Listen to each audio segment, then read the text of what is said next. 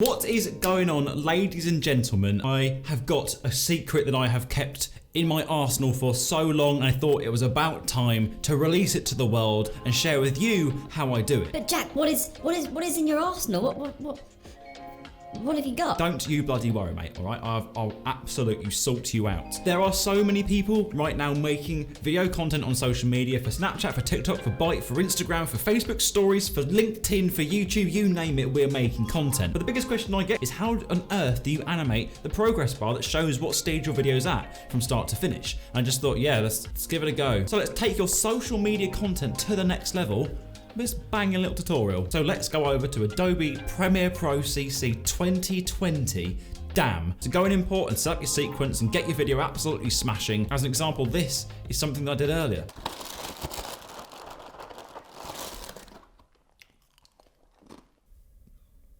I didn't say it was good. So you're in this beautiful space right now and you've got all these things that you're just like, Jack, what the bloody hell do any of them mean? Right, it's all right, slow down, I'm gonna tell you. Go over to your pen tool here, hold it down and go down to your rectile, and go down to your rectangle tool, hit select, and you can kind of just make a nice little rectangle there. Go and select your tool, change it however you want. I tend to just extend it a little bit. Bring it down to the bottom of the screen or wherever you want it displayed. It can be there, it can be at the top of the screen, it can be in the middle. Wherever you want it to be displayed, it can be. And you are the only person that can make that choice. I'm gonna change the color to a nice, what's to say? Let's say a nice pinky color. There we go. I'm gonna scrap all of this shite out of the way just so I have a little bit more room to see what I am doing. Now that you've figured out exactly where you want it, you're gonna have to extend it to the length of the entire clip that you want it to show the progress of. In this case, it stopped at around 50 seconds, so I'm gonna do it from 0 to 50 seconds. What you're now going to want to do is go back into your assembly, you're gonna go down to effects, you're gonna type in crop, and you're gonna drop a crop layer on your graphic. This essentially allows you to animate what parts of the graphic that you want on show at any given time. For me, I don't want it on show towards the beginning, but I want to animate it to appear the length of the content. Make sure that you've got that layer selected and go over to crop, which should be on your left, and if you don't see it, it'll be in your effects controls. Essentially, what we want to happen is something like this, where the progress bar goes across, but we basically got to set keyframes from each point. So we're going to set a keyframe from the start, which will be here.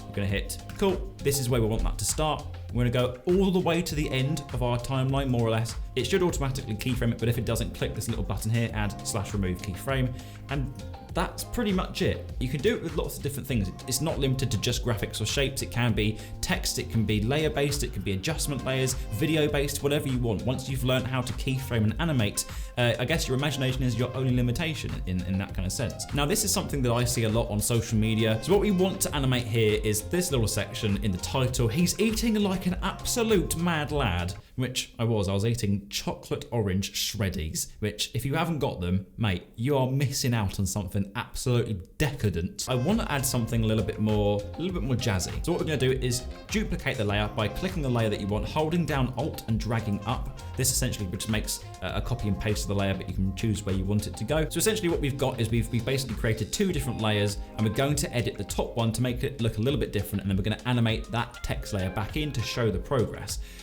Bear with me, I know it can look confusing, but don't be scared, all right? Don't be spooked out, it's very easy. So we want to change this layer, so we can highlight it, we can go over to the Essential Graphics tab, and we can go down to Fill. Again, let's keep it a nice pink, so let's do an FF005A, and there you can go, it's changed its color, but we don't want the pink to be constantly on show all the time, so we're going to do essentially the same thing with the progress bar that we did in the last piece of content as we're going to do with this, except this time we're going to use masks. So what we're going to do is, again, go over to the start of this content, and we're going to start a new mask. So essentially what we want to do, because the mask is now controlling the colorful layer, is we don't want any of it on show at the start, because we're going to subtly animate it in towards the end to show the progress of the piece of content. Create a keyframe, which is essentially saying to Premiere Pro that we want this mask to start here for this time. Make sure you're selected on that layer, click on that mask again, and what we're going to do is drag it all the way to the end of this content until all of it's on show. And it really is as easy as that. As you can see, if I just hit smash, you can now watch your piece of content eating your shreddies, and it looks decent. It doesn't look half bad.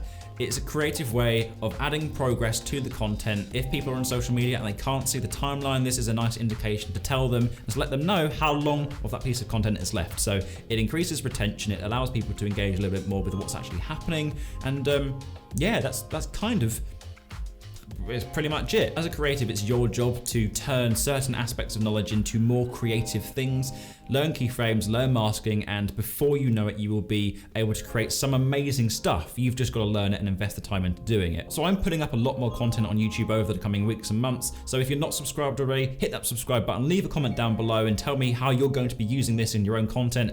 And yeah, I'll see you guys in the next video. I never really know how to end videos.